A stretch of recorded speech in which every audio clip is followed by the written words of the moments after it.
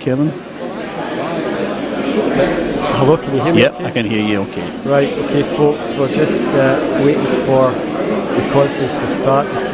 Oh, there we are. See the live stream, it's at Multistream at the moment. Oh right, yeah, down in the bottom right hand corner as I look at it. Right. So it should be starting very soon. And, so I thought we'd just chat and talk about IndieLive.radio to start this year. And you can get the iOS and Android app, the website with links on there someplace. And it's just another way for us to get the independence message out there. We'll be on the radio, we do the live stream on the radio. And it also brings other people in, like yourself. Yeah. And other people. And if you're interested involved with IndieLive Radio, we're presenters, podcasters, we do podcasts as well. And what else do we need to the radio? Well, for my show, the Saturday show, I'm always on the hunt for new artists, singers, bands, writers, poets, basically anybody who's doing anything creative or artistic in any way, shape or form. If they get in touch via the independencelive.net website, they can leave a message there for us and I can get back in touch. We've already had a couple of people who have been in touch with us and we've played some of their music. Hopefully what we would do is we would get them into our playlist and then we can obviously play them more often, and then other people who are putting out programmes would find them in the playlist and hopefully include them in their programmes as well. So anybody that's interested in doing anything like that, please get in touch with us via Independence Live. Believe you me, I do get back in touch with the people that Kevin forwards on to me who have contacted us, and I have a listen to what they're doing, and then I'll get it played on the radio for them. I was just saying to Selah there, she's going to get me some lists of some bands from Estonia, and I'll feature some of them on the show as well. Because another thing that I want to do this year is to do a bit more sort of, in inverted commas, world music. So I'm really interested in anything at all. Good stuff. So okay, so for content, that's content, isn't it, for shows? And you're looking for bands that'll get bands, and even somebody who's written a book or is writing a book or writing poetry. I mean, I know it's radio, so it's Well, actually, just reminded, that's right, it's Clark's Women for Indie who do a podcast for us. They do stuff in poetry and we put that out. That's right, Indie Poet, we put his audio out. We've got clips from Vox Pop Scott that we put out. So Phantom Power, we put out Phantom Power. It all randomly gets put out, so there's always something, and of course Indie Live Radio is 24/7.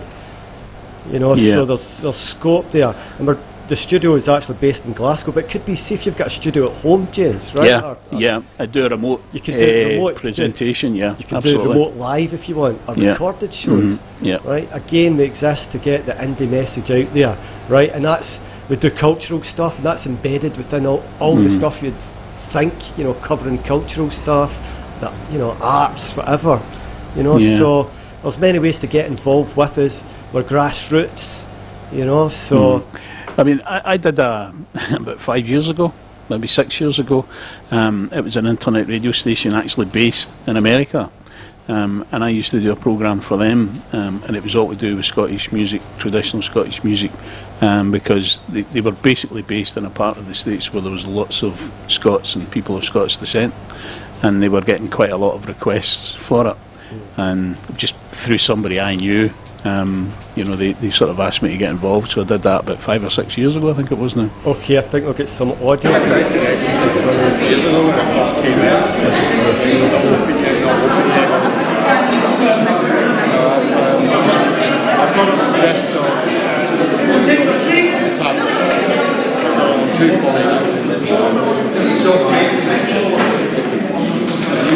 Yeah, you grab your seat and I'll stay here with us till Derek gets back. Hello everybody, would you like to take your seats? We're going to get this press party started. Let's get this party started, as they say. Would you like to take your seats, ladies and gentlemen? Yes. We have got, so far, we have got 1, 2, 3, 4, 5, 8 speakers for you today. And give us a cheer if you're on the march.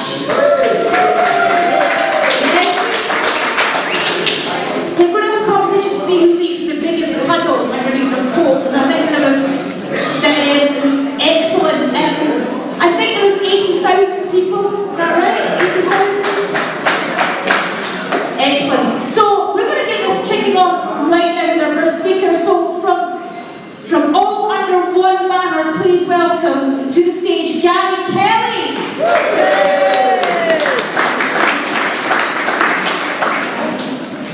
Thank you everybody. What an amazing turnout in Glasgow. The weather did not deter the Scottish independence movement today, did it? 80,000 people in the streets of Glasgow. I'd like to personally thank Glasgow City Council and Police Scotland and the emergency services for facilitating this event today. And I'm sure we've actually sent Boris Johnson a clear message what the Scottish people actually want. Do that for somebody else.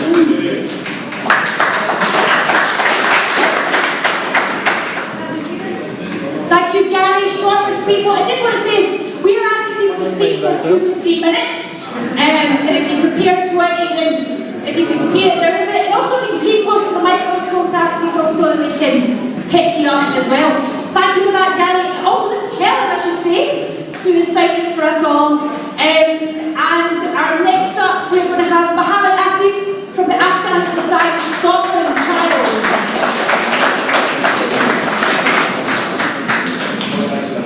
Thank you very much. It's great to be here. I think you never heard this test, anyone beat the weather, but today the Scots have proven that we have beaten the nature and we have beaten the weather here in this country.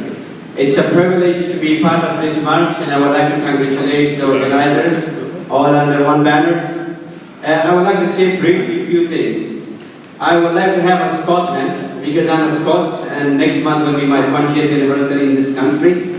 So thank you for the wonderful welcome.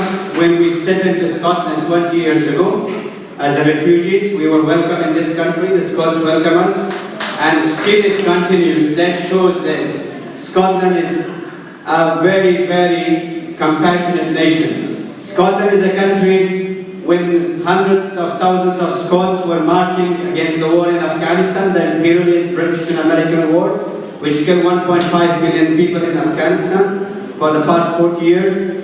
1 million people were drowned in their bloodbath in Iraq, again on the basis of lies, and the Scots were dragged into that illegal war. So we want a type of Scotland which is free of nuclear weapons. We want the sort of Scotland which is free of tyrant. We want the sort of Scotland which is a compassionate country for everyone, not only for the Scots. And the Scots are very proud nation.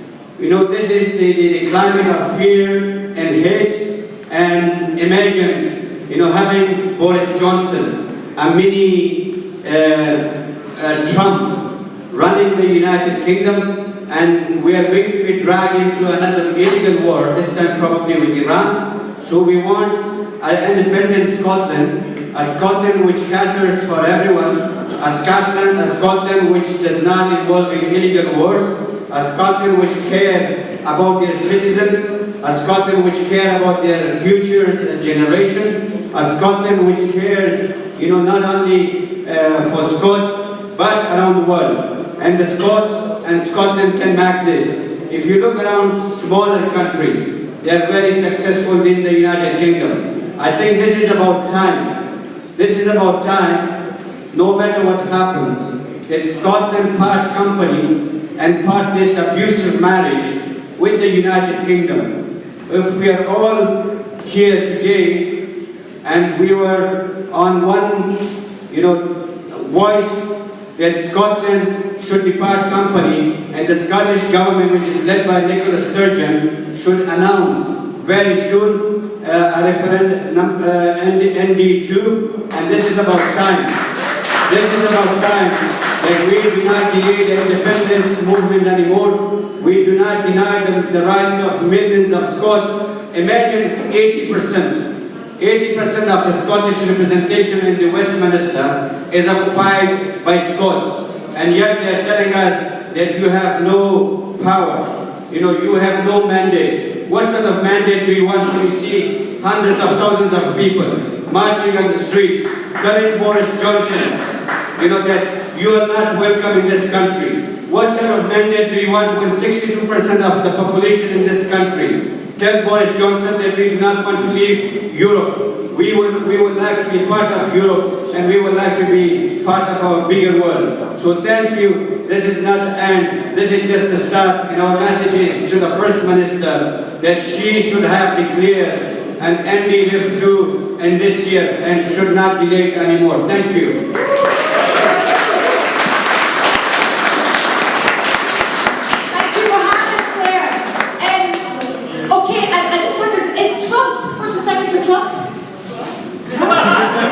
And is it the same for Boris Johnson? Okay, let's do it. So next up, we're going to have Craig Murray.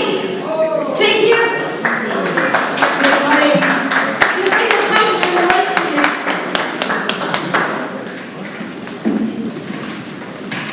Thank you. You know, the independence of the state is not a question of domestic law. Independence of the state is a question of international law, and the position about the state recognised as such by other states and by the United Nations. The Scottish people have the right of self-determination. If we want to be an independent state, we have to recognise that right of self-determination. And if you have the right of self-determination, you do not need the permission of any other state in order to exercise it. We should not be asking London for permission to hold a referendum. We have the right of self-determination in international law, and we can hold a referendum at any time of our choosing, not of Boris Johnson's choosing. Nor can we be denied by any court. The right of self-determination is an inalienable right. You cannot give it away. Westminster is a foreign government. It is not our government. It is a foreign government with which we should have no truck. It is coming time to call back our members of Parliament from Westminster and insert our right of national sovereignty and govern ourselves in our own country. We have a completely different political culture to the culture that prevails in England. We have now seen a Tory government which has been completely rejected by the people of Scotland, elected with an overwhelming mandate by the people in England and Wales. We cannot continue like this. We cannot continue to be governed by a people who do not represent us, by a party which is not of our choosing. We wish to have a different kind of state. The United Kingdom state is not a state which abides by international law. It is a rogue state. Scotland has no enemies. We do not wish to make an enemy of Iran. We do not wish to have any more wars in the Middle East. We do not wish to have any more tension with Russia. We do not want a new Cold War. We do not want to have weapons of mass destruction here in Scotland. We want to have our own peaceful, law-abiding, non-imperialist, non-colonial state in which we can build a society which has no billionaires and has no food banks, in which people can work together in an atmosphere of cooperation, in a society which always looks after those who are weakest and less able to look after themselves. And we need now to see action. The time has gone for discussions with Westminster. We will never see a repeat of 2014. In 2014, Westminster agreed to take part in the referendum process purely because none of them believed there was any chance they would lose. When the 2014 referendum was initiated, independence was at 32% in the opinion polls. That's why David Cameron agreed to the process. The United Kingdom government will not give up Scotland with its fantastic mineral resources, its fantastic energy resources, and its fantastic resource as a pool of manpower to maintain the United Kingdom state. The United Kingdom government will not give us independence. We will have to take independence. And if we believe in self-determination, if we actually believe we are a nation, if we believe a people, that we are a people with the right of self-determination, we should not now be asking anybody's permission. We should be going ahead, we should be organising our referendum, we should be withdrawing our MPs from Westminster and getting on immediately with the job of independence. Thank you very much.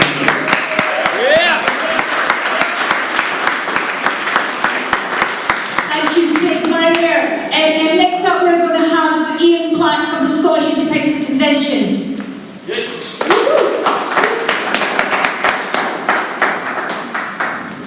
Hi, it's good to speak to a Glasgow audience. It's that lovely balance of beautiful with a wee sprinkling of scary, which I think is one of the most attractive combinations. My name's Ian Black. I'm the Vice Convener of the Scottish Independence Convention. We're the umbrella organisation that's been going since 2005 that has, as part of it, all of the political parties supporting independence in Scotland, the SNP and the Greens. Large numbers of sectorial groups as well, such as Women in the Pensioners for the Scottish Independence Convention, English Scots for Yes, a broad range, as well as we've been bringing in the geographic groups in Scotland. So Yes Edinburgh and Lothians are now members, as are the Aberdeen Independence Movement and the Highlands and Islands. And it's so important that we have this overall umbrella organisation, so this safe space where we can have conversations, we can talk through, but of course to completely make the point repeatedly that independence is more than one party, and that the actions of one party cannot bring our movement down. Now, of course, as Craig was saying, this is a year for action. So what is the Scottish Independence Convention doing this year? We've got two main activities, campaigns that we're running. The first of those is, well, how do we get a referendum? Of course we'll send, the letter's been sent, the letter will be ignored. We're asking a fundamentally undemocratic party to act democratically. Well, that's not going to work, is it? And we know that. So on the 18th of January, the convention is going to meet up in Perth to discuss our strategy for maximum pressure about how we can get a referendum. But of course, there's no point having a referendum if we're not going to win it. So the other thing that we're doing, we have been for a while now, as you'll see in my t-shirt here, we started the Voices for Scotland campaign. Over a year ago we had a fundraiser. We got money from some money we spent on a brilliant design agency in Glasgow to put together a campaign focused on those undecided and unsures, and maybe even some of those soft no's, and to have a respectful, open conversation with them. It is our strategy ultimately to do what Bernie Saunders has done and have a big organising model where there is somebody for Voices for Scotland in every postcode in Scotland facilitated and helped and brought together by the organisation.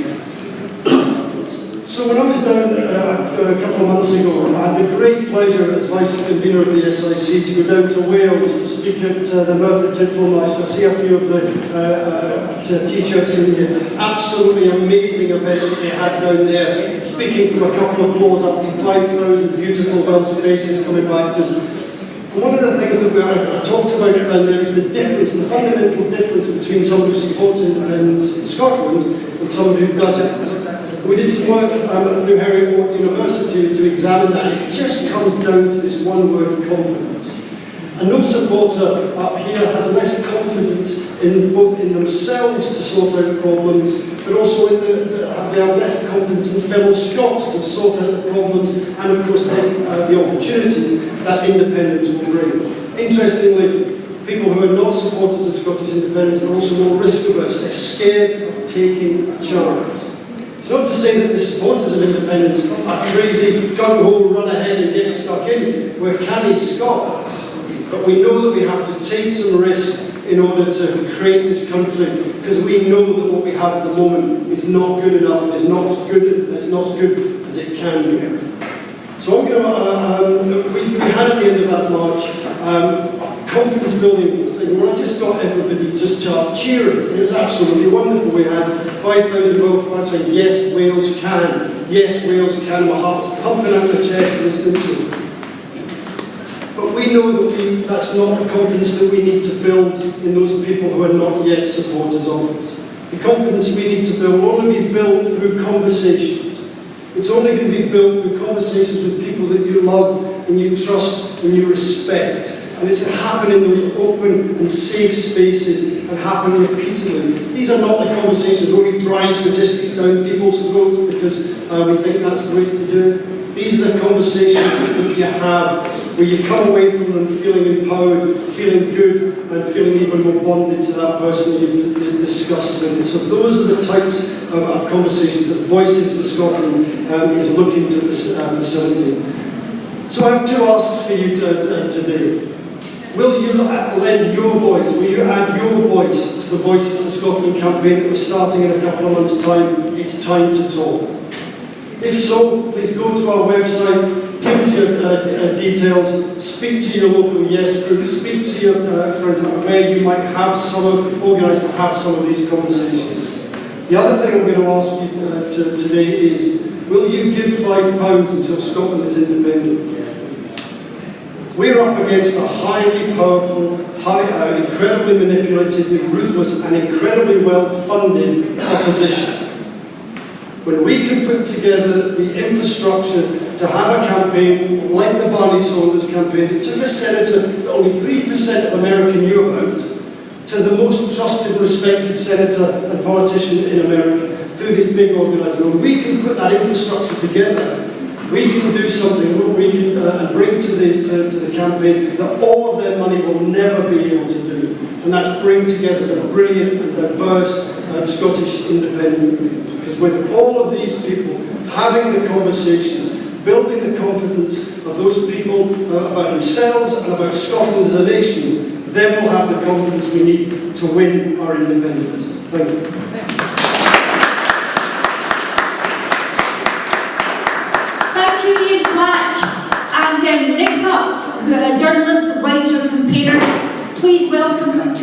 stage Valentina Cervera-Café.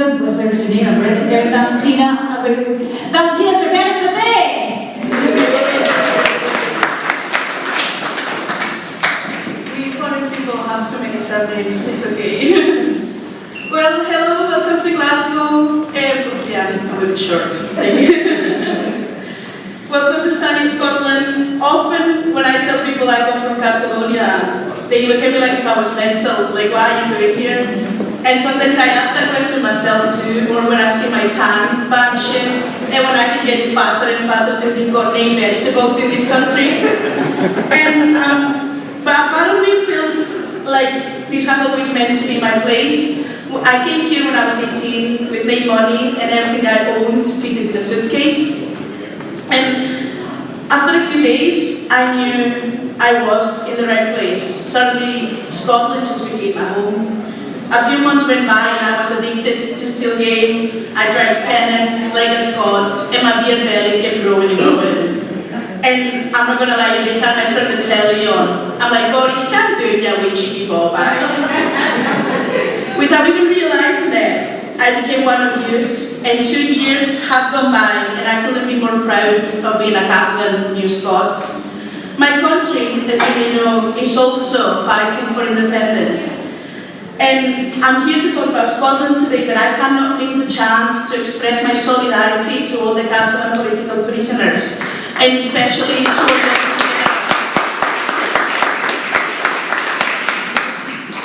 Oriol Junqueras, who is an MEP, an elected MEP, and still on jail after that shambles of a trial. If we call that justice, I don't know what it was 100 years ago. I mean, in Scotland and Catalonia, we will get independence because we're both fed up of the bigger fish always telling us what we have to do. Scotland is big enough, smart enough, rich enough, and to become independent, and we will. And we're a 10 out of 10 when it comes to countries, right? We've got the looks, we've got the personality, the intelligence, and the money. I mean, Scotland doesn't need the UK, just like a woman doesn't need no man. And in Scotland, we're constantly told down. Every time one of our SNP MPs goes out to talk, people boo, people stand up and walk in the House of Commons. The other day, a Lord was homophobic to one of our SNP MPs. Like, come on, people, what more do you need to realise UK doesn't care about Scotland? It doesn't care and it never will. Doesn't matter how good they lie. I mean, I bet Boris Johnson couldn't even point to Scotland in a map, even if you had to help him out. We're getting trapped out of the EU against our will. And I mean, guys, let's never forget what Jerry Cinnamon said. Tell Westminster Tories that Scotland is no longer their slaves. Sor Alba and Mr. Catalonia, thank you very much.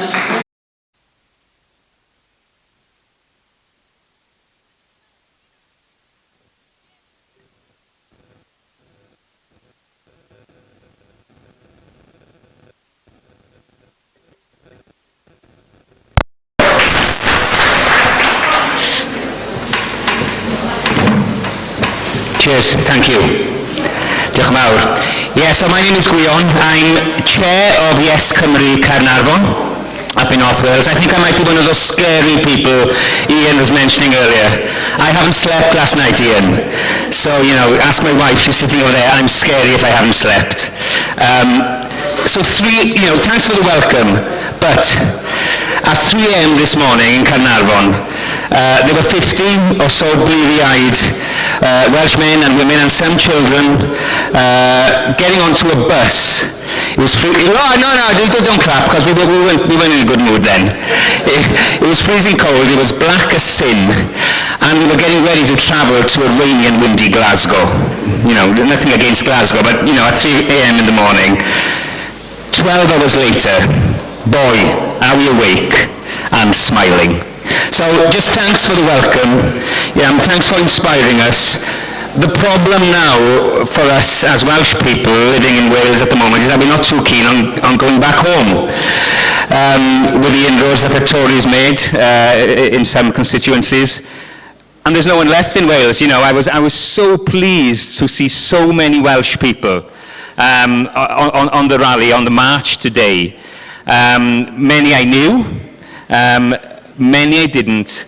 Many who'd come up on the bus with us, but there was a bus from Merthyr as well. You mentioned Merthyr, and I was there listening to Ian a few months ago. A minibus came up from Merthyr. There were football fans, Welsh football fans for independence here, people in cars, people on trains, because Wales has awoken as well, at last, to the necessity of independence in Wales. You know, I've joked a lot today with people whilst walking, you know, we're hanging on to your tails, and we hope you've got a very long tail, because, you know, we're a fair way behind you. But, considering what's happened over the last year, I think Wales has changed dramatically and very quickly. Wales is seeing that we can't be doing any more with this union. Some of us have always believed that.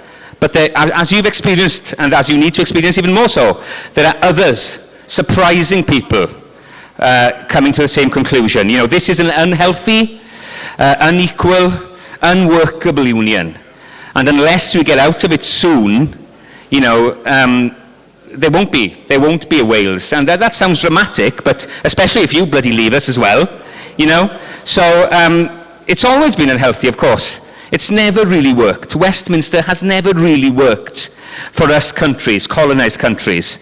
But if you want an example of governance that really doesn't work, well, look at Johnson, you know, and let's start calling him Johnson, because he is a Johnson. Let's not call him anything else, especially not Boris. You know, Wales, there are areas of Wales, you know, I'm from Swansea, but I live up in northwest Wales now, and there are areas of Swansea, areas of Carnarvon, where I live now, that are amongst the poorest in Wales. And they should be amongst the most prosperous, regarding the resources, the talents, the creativity that we have. So something has to be done. And independence, as you know, I'm preaching to the converted here, is the answer. The Tories did gain seats in Wales. You know, it broke my heart seeing those results come in. But that will only increase the support for independence. Over the past year or so, Indie Wales has become a serious proposition for so many people, a necessity for others. Membership for Yes Cymru has tripled in the last year. Community, town and country councils have declared their support for independence. We've had our first independent marches, such as yours. Okay, it might not seem much to you, considering there were so many here today, but the first we had 3,000 people. You had a few hundred apparently, you know, so don't get above yourselves. So Merthyr, there were 5,000, weren't they, in? And then in Carnarvon, 10,000 people came to march on Edward I's castle, Norman Castle, and to reclaim the castle and to drape our flags over it. So things are changing. And an opinion poll in September, 33% of the Welsh people said that they would vote for independence. A leap from 21%. It would have been 41% if that meant staying in Europe. We're getting there. Stay with us. Encourage us. So yes, we will be going back to Wales from here, because Wales is changing and Wales needs us. But we need you as well. So come to our rallies as well. Our next rally is April in Wrexham, April the 12th. Am I right, Idris Leary? April the 12th. And please come and support us. There are interesting times. At 4 o'clock this afternoon, in the old Burnt Barns Inn, there's a historic and timely meeting.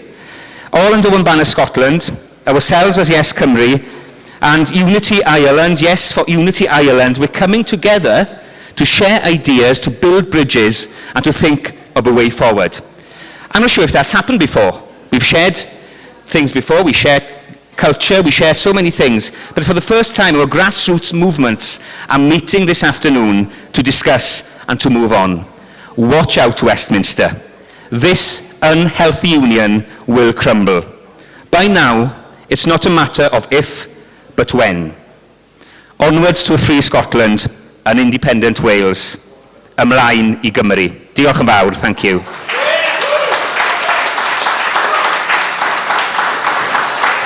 Thank you very much, Gwion, for that. Thank you. Okay, next up we have John Hunter Patterson from the Scottish Independence Foundation. How Scottish, here I am. I came along to a march, ended up doing my first ever press conference. Wonderful, isn't it?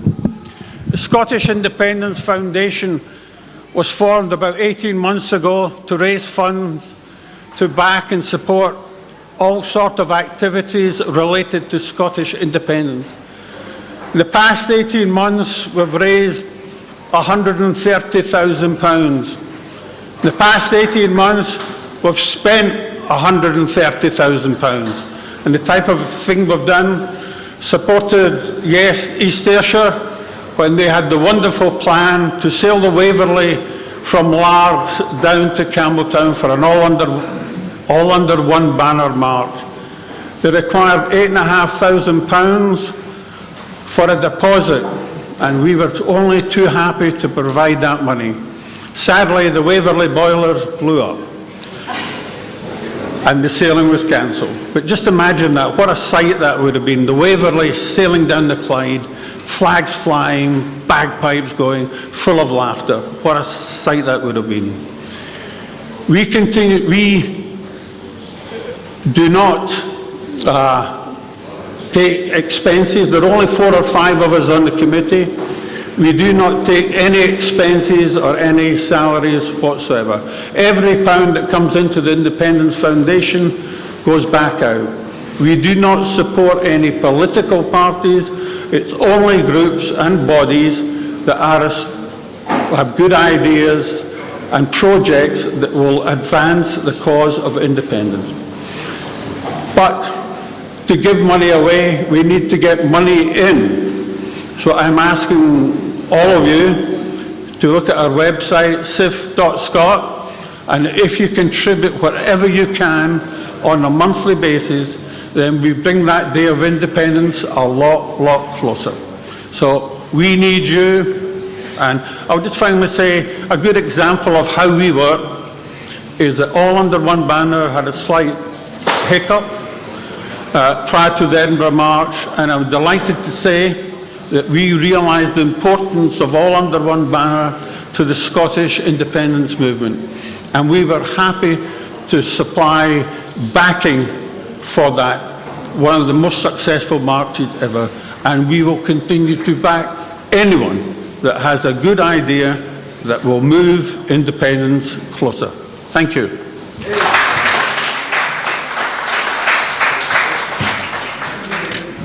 Thank you, John Hunter Patterson there. Thank you very much. Next up, Tommy Sheridan. Thank you. Thanks very much, Viv. Can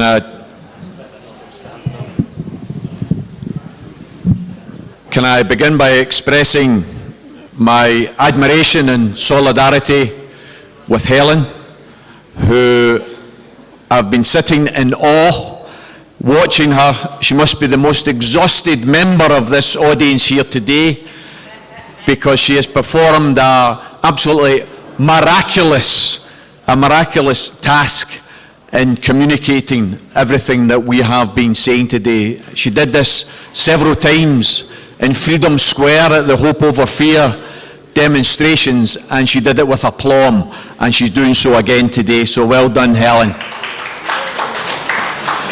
Brothers and sisters, I'm here representing Hope Over Fear, one of the many grassroots independence campaigns that, together with All Under One Banner, Forward as One, the tens of hundreds of yes campaigns up and down the country, we represent the grassroots heart of the independence movement.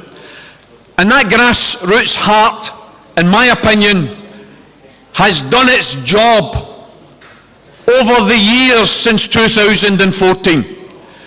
Because every single year since 2014, the grassroots independence movement has mobilized tens of thousands, hundreds of thousands in every city, in every town, across the length and breadth of Scotland, all under one banner in particular. Last year, we marched, it seemed, everywhere, from Oban to Aberdeen to Inverness to Perth, and of course, here in Glasgow, and the massive, monster demonstration in Edinburgh. That was an historic demonstration, and it displayed, brothers and sisters, that the independence movement was doing its job. It was mobilising the grassroots in support of Scotland's freedom. We were asked by the de facto political leadership of the independence movement, we were asked by the SNP to do our bit in the campaign, and we did it. Brothers and sisters, I think now it is clearly the task of the political leadership of the campaign to do their job and to carry out the commitment that has been given to our movement that there will be Indy Ref 2 in 2020. That's the commitment that was given.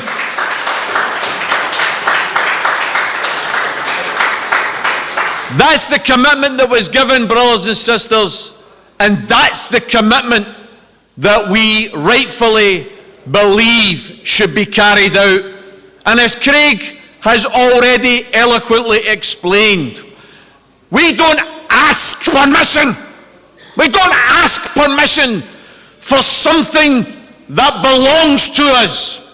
We have never consensually given away our right to self-determination. In 1707, when Scotland's independence was given up, it was given up by the land barons of the day, the rich, who never consulted the people, who gave away our independence. Perhaps it's a badge of dishonour that it's taken us so long to demand that we get that independence back. But we have never consensually given up the right to self-determination, and that's why we appeal to the SNP. We say to them loud and clear, do not ask Westminster for permission. Announce the date in September or October of this year and carry out the referendum that we have been promised in order to deliver our freedom. Brothers and sisters, as Craig again has said, they gave us a referendum in 2014 because they thought we'd no chance of winning. We were sitting at 25 and 30% in the polls. We're not sitting at 25 and 30% any longer. We're sitting at 50 and 55%. Do you think they're going to give us a referendum when the majority are saying they're going to vote for freedom? Of course they won't. They can't afford to give up the supplies of natural gas and oil and land and all the food and beverages that we supply. They can't afford any longer to give up the subsidies, and that's what it is. Please tell your unionists loud and clear when they talk about Scotland's too wee, Scotland's too poor, Scotland's no smart enough. We need England. I've got to inform you. Read the facts, read the figures. Scotland is not subsidised by England. Scotland subsidises England. That's the reality. That's the reality. And we have to ask ourselves, what is democracy? Democracy is not an event. Democracy is not a one-day affair. Democracy is a process. And we accept in 2014, despite all the odds, we went from 30% to 45%. We nearly won, despite all the odds. But we accept that we lost in 2014. What we don't accept is that you give up what you believe is your inalienable right because you lose one vote. We say to all the unionists who say to us, oh, just shut up. Just go back in your box. You lost the vote. We say to them, democracy is a process. And since 2014, there's not been one, there's not been two, there's not been three. There have been 4 national elections, 3 of them UK elections, 1 of them a Scottish election, and in every single one of those 4 elections, the Party of Independence has won in Scotland. That's a democratic reality. We have got, brothers and sisters, to turn round to Mr. Johnson and say loud and clear, listen to what you said 4 weeks ago in the run-up to the December election. You said a vote for Labour, a vote for the SNP, is a vote not just for one, but for 2 referendums. Go and read the material that they put out in Scotland. Go and listen to what Johnson said. He said if anybody votes Labour, if anybody votes SNP, they're voting for 2 referendums, because Labour said that they recognise the right of the Scottish people to decide when the next referendum takes place.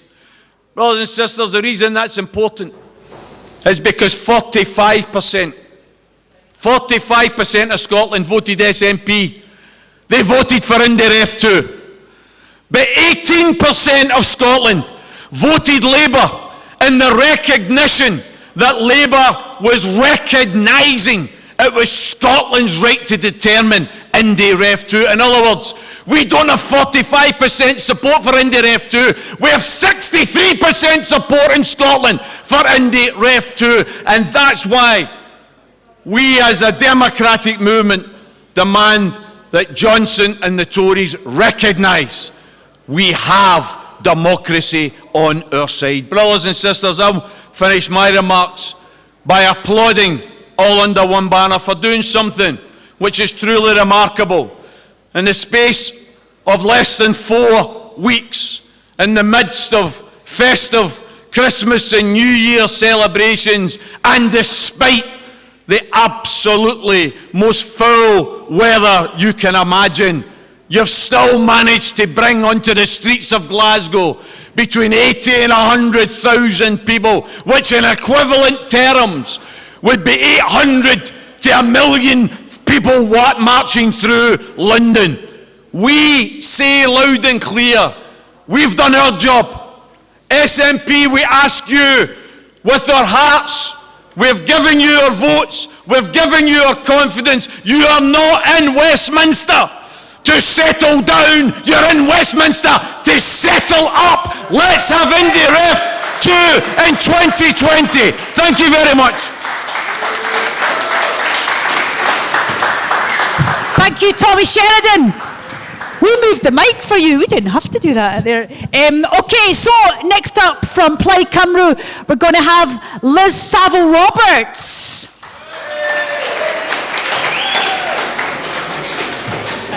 Right. And we're going to start in Welsh. I don't know how this is possibly going to end. Diolch yn fawr iawn. Diolch yn fawr iawn. Glasgow, all under one banner. You are an inspiration to us. An inspiration to all of us who've travelled from Wales, who've travelled by bus, by train, by car. We've come through this hideous weather to be with you today. Whatever the weather has thrown at us, we have been with you today. And we've done that. We've done that because we seek the vital spark of inspiration which you mean for us, which you give us. And I know that vital spark, the point of that, here we are in January, the new year, the new decade. That is what is going to light us through the new decade of the 20s, the whole inspiration, this extraordinary decade that faces us, which will be such a decade of change. And the year, of course, you just heard Tommy say, this will be the year of your independence referendum. The referendum that Boris Johnson would seek to deny you. How dare he? How dare he, that callow, shallow, shameless man, how dare he seek to influence, to control the timetable of your nation, of the independence of your nation. And moving ahead now, it is for us, for Wales. Look at this time. I work in Westminster. Been working this week, this great change that we're seeing has been brought extraordinarily by Brexit. As we speak today, the Northern Ireland Assembly is reconvening. And what we will see now, and we work, of course, Plaid works with the SNP, with SDLP, with Alliance, we find ourselves talking to the DUP. But all three parliaments of the nations of Ireland and the island of Britain are all working now to make sure that Boris Johnson never gets the opportunity to take our powers back from us. So what I seek from you now, what I seek from you so much, in the inspiration that we need from you to give us the confidence, to give us the hope, to light the way into the decade of the 2020, to light the way of our rallies in Wales. The first one in Wrexham, believe me, it's nearer than the distance we've come for you. Come to Wrexham on April the 18th. You have been such an inspiration to us. You have given us the means, you have given us the confidence. Take us forward for us, for Yes Cymru. The words that we learnt from you, the confidence, the inspiration, the hope. And hope, believe me friends, coelwch fi cyfeillion, hope is what tyrants fear the most. It's easy to despair. It's easy to put the blame on somebody else. It's easy always to find somebody else to make the hard decisions for you. But when hope comes forward, the hope of the new generation in Wales, the hope that we have learnt from you, that is what will break us out of the chains that hold us back. And for you, to you, we are eternally grateful. Diolch yn fawr iawn.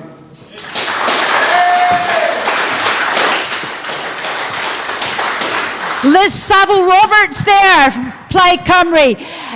Okay, now from Yes Ireland, we have Michael McLaughlin. Just going to see where he is.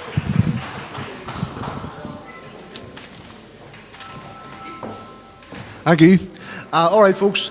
My name is Michael McLaughlin. I'm from grassroots, non-party political, anti-sectarian and peaceful campaign group called Yes for Unity. Firstly, I'd like to say, never underestimate the power and the transformative ideas that's happening here in Scotland now at the minute. We're learning a lot of lessons. We've come over here, we're stewarding at the march today, we're engaging with the organisers, and we want to bring those ideas and the methodology of organising that's happening here in Scotland back to Ireland. We want to bring it back and show people that, listen folks, there's an idea here, there's methodology, there's a way of doing things that can be peaceful and can be transformative. Like what the British Union, the UK Union means to me. Like I'm from a working class nationalist town, Strabane in County Tyrone. You know, a place that was occupied and brutalised for 40 years, abandoned post-conflict, huge prescription drug epidemic, suicides, poverty, zero-hour contracts. You know, that's what the British Union represents to us. Like, London are a gang of gangsters, robber barons. Like, they're like taking the wealth out of working class people's pockets and giving it to those who are already rich and don't need it. Now, we want to use Irish unity as a transformative process. We want to use Irish unity as a way of re-engaging with people, working class communities, about how they want to govern themselves, about giving them their own power, about moving into some 32 county socio-economic framework in Ireland that we can use to smash right-wing ways of thinking, smash austerity and give control of Irish unity to the Irish people. want to just use this platform to send out a short message to the political parties back home. Stormont Executive reconvened today. In the entire agreement to bring Stormont back, there's absolutely no mention of the words Irish Unity or Irish Unity referendum. It's not on their political agenda. But we want to send a clear message to them that the grassroots are awake, activists are awake, people are having conversations with each other who never spoke to each other before in their lives. There's organising going on. Like, the biggest mistake Sinn Féin, the SDLP, Fianna Fáil, Fine Gael and the Irish political establishment can make is to try and stop momentum towards Irish unity. Now is the time to have the conversation, have the national debate. What's a united Ireland going to look like? How are we going to protect basic working class demands? Now is the time to start that debate in Ireland. Prepare for Irish unity. Prepare the conversation. Don't make the mistakes of Brexit where you rush headlong on it. We need a national debate, and working class interests need to be at the centre of that debate. Thanks very much.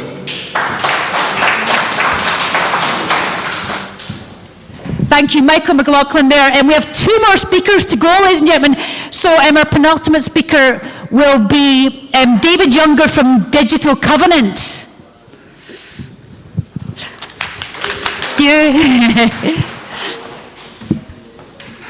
Hello. Yeah, that's fine. I would like to introduce you to an innovative way of holding a referendum. It's called the Digital Scottish Covenant. It is not yet another petition. It's detailed on our website, which comes live tomorrow, the 12th of January, and signatures can be collected from that time onwards. The purpose of the covenant is to demonstrate in a secure form that cannot be challenged that a number, hopefully a big number of Scots want independence. If we can achieve more than 50% on the covenant, it is a very, very clear message to the central government of Westminster that Scotland intends to take independence. Now, the covenant itself is not connected with any individual political party. We do this deliberately because we don't want to get involved in party politics. We don't want to start having arguments about whether you like the SNP or the Green Party or whatever. It's all about one question and one question only, and that is independence.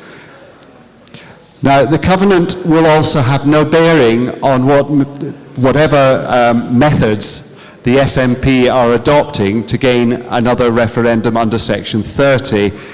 It's got nothing to do with that at all. If the SNP succeed and we have our referendum, all well and good. If they don't, the covenant exists. And the covenant is open for signatures until December the 31st this year. So you have plenty of time to examine it, to go on the website, to ask whatever questions you need, but your vote will be secure. It's enabled by blockchain, and this will be the world's first digital referendum.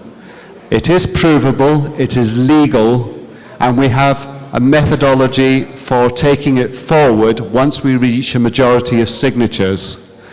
Now, that methodology is set out again on our website, but it does involve taking the matter further. This is not simply a case of collecting signatures, being ignored, and then going on with something else. This is really about saying, if all else fails, we know that we have got a majority for independence. We want to call our MPs back, hold an independence convention, and declare independence. Bring the SNP on board, I'm sure they will come on board, but declare independence. This is the people of Scotland speaking, not a political party, not a political agenda, and we are not working according to the Scotland Act. We're working, as Craig Murray puts it, we're working to the agreement that Scotland has sovereign authority, and we can exercise that sovereign authority, and we do so through the covenant. So I would urge you all, please, to go on the website, have a look at it, ask whatever questions you like. The admin team are always available and always very willing to answer these questions. And if you want to bring up any awkward questions, then we'll answer those too. But we really must get this moving. We must get the impetus for it. We've been handing out information. We've made one attempt at publicising it so far. There are others on the way. We have a full press release package due to go out very shortly. So you will hear much, much more about the digital covenant as things go on. But I would urge you to get on board now as quickly as possible. We want to gain some momentum to make this thing work and to be able to tell Westminster that we mean business and that this will do the trick. Because it will, I promise you. Thank you very much. Thank you, David. And our last speakers up, please welcome Wendy MacDonald and Keir McKechnie. I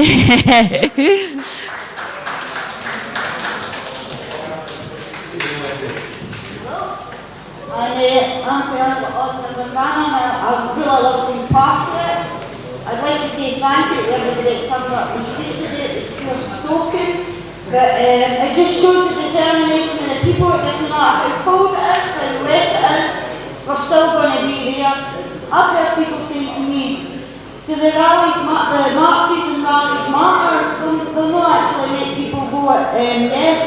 But to me they do matter, because if it wasn't for us, we would have all died away and went back into our box. If it wasn't for people like Orlando and Bannon, Hope Over Fear and Forward as One, there would be none of us. And they would be silent, and the youths would think, oh, we are the women's side, and we actually are. But anyway, sorry for going on here. I'd just like to say, our next March is on the 4th of April, and that's in Arbroath. We hope to see a lot of you there.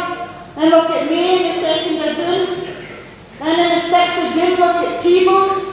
On the 4th of July, we've got Elgin. The 1st of August, we've got Kirkcaldy.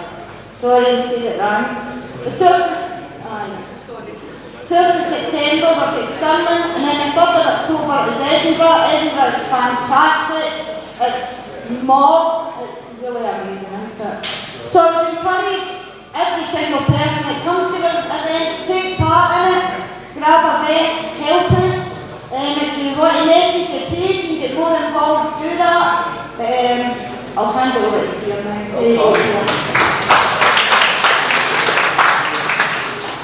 Okay, everybody, I'll keep my remarks brief. I'm the Chief Steward for Orlando and Banner, and it falls to me to thank the stewards and hopefully get some press coverage for an amazing job that they did in making sure that folk were able to get to Kelvin Grove Park, to Glasgow Green in one piece. In fact, I'm calling it the first Orlando and Banner swim. That's and I think it's very important that we understand that the 80,000 people who made it to Glasgow today represent millions. In fact, we already know thousands were unable to make it today. Last year, around 400,000 people marched across the towns, cities and villages of Scotland. Next year, we hope to take those numbers up into the millions. And we are confident, as all under one banner, that we can do that. And one of the reasons we know we can do it is because we already know there are hundreds of yes groups, yes hubs, trade unionists for yes, NHS for yes, English Scots for yes. There has been a huge growth in grassroots activist groups being set up across Scotland, and that is what is the core of the mobilisations that all under one banner are able to organise. But there's something more fundamental here, which is why our movement is growing, and that is the election of Boris Johnson. And all under one banner would like to take this opportunity to serve notice to the Tory government and to the Union, they were not asking for independence from Boris Johnson or indeed from Nicola Sturgeon or the SNP. We're demanding NDRF 2. It's the Scottish people's right to decide, and we're demanding that that happens this year. And not only are we demanding it, but we are stating very clearly that this notice has been served because we're not willing to put up with another 5 years of Tory austerity. We're not willing to put up with the privatisation of our NHS, and we're not willing to put up with the horrendous hostile environment that this Tory government is pushing on refugees and immigrants. We say refugees are welcome here, and we oppose the racism of Boris Johnson and the Tory party.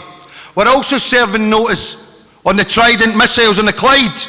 We don't want them here, and will mobilise as one of the key reasons for independence to get Trident subs off the Clyde and to use that money and invest it in our schools or hospitals and to defend our NHS.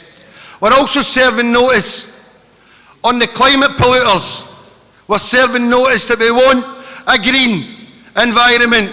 We want green jobs. We don't want to ruin our environment. We need to save the planet, dare I say it, from these capitalist bastards who are going to destroy it.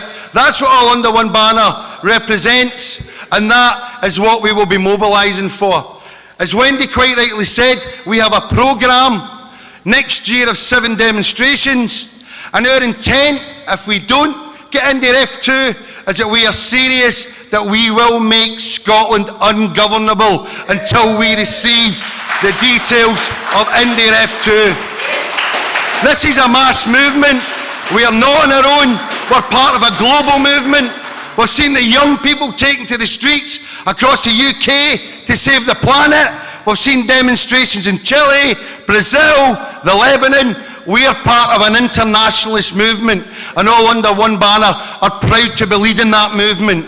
Which is why my final comment is we want to give a plug to the All Under One Banner National Assembly on the 15th of February in Glasgow, where we're inviting the Yes groups, the key groups across Scotland, to come and join us at that conference to discuss the strategy and the tactics to make sure that we end Tory rule in this country and that the Scottish people get the opportunity to have a referendum and finally put the nail in the coffin of the British state.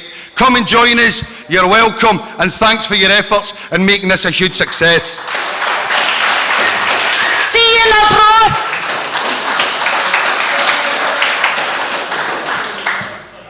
Thank you very much. I'll just thank you, all the speakers. Thank you for being here. Big, massive thanks to Helen, who's been amazing. And to, of course, all the marchers. NDRF 2, on you go. Yes.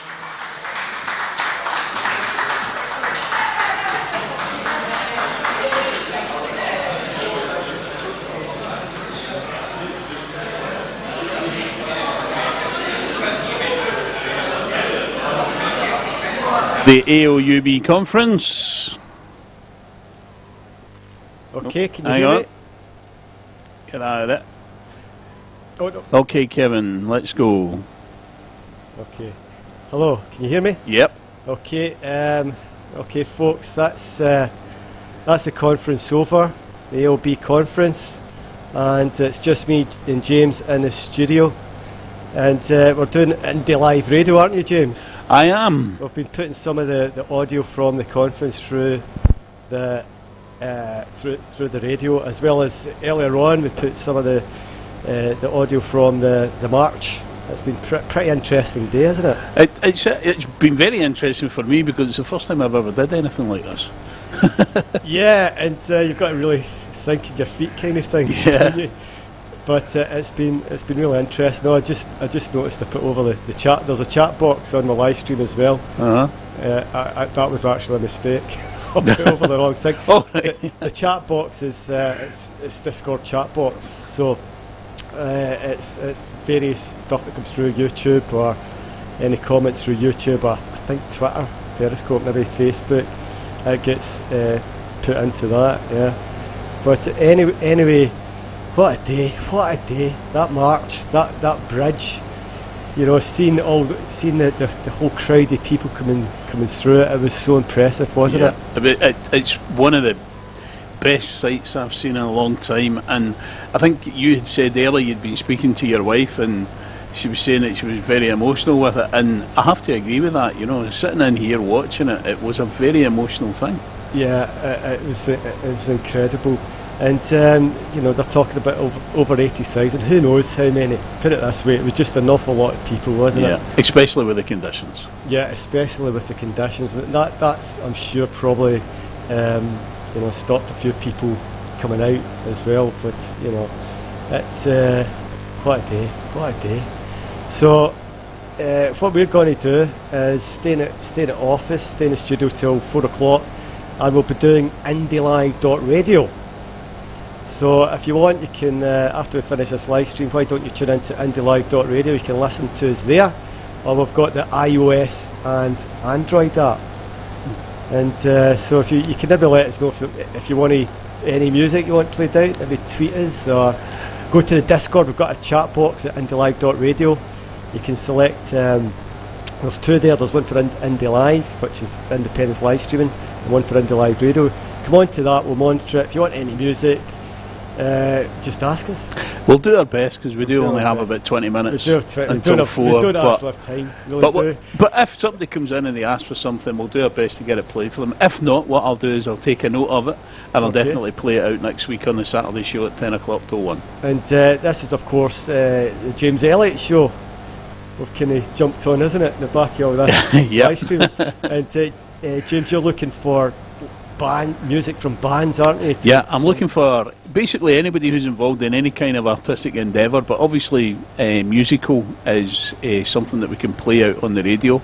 But if there's anybody out there who writes poetry or writes novels, you know, come into the studio, have a chat with us, tell us about it, read bits and pieces of your literature out to us. But certainly you can get in touch with us via independencelive.net. You can leave a message there for me, that will get forwarded on to me, and I will follow up all the messages that get sent to me, and if you put an attachment on there with music or whatever, I will listen to it, and then I'll get in touch with you and possibly see about getting you into the studio and definitely getting your music played. Okay, and just before I leave the live stream, if you're interested in learning how to live stream, get in contact with us via Independence Live. There's a form there. If you're interested in getting involved with indylive.radio, there's many different ways you can do it. Then again, get in contact with us via the indylive.radio website. There's a form on there. Okay folks, it's peace, love and Scottish independence. Goodbye from Independence Live. Okay, goodbye to Kevin. On the radio to 4 p.m. Bye. Bye. Yes, indeed. So.